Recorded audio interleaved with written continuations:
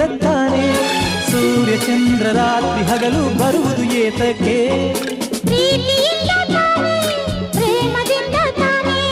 ಬರುವುದು ಹೇಗೆ ಇರುವುದು ಹೇಗೆ ತಿಳಿದಿದೆ ನಮಗೆ ಆದರೆ ಕೊನೆಗೆ ಹೋಗುವ ಘಳಿಗೆ ತಿಳಿಯದು ನಮಗೆ ಹೊಗಟಿದು ಎಲ್ಲರಿಗೆ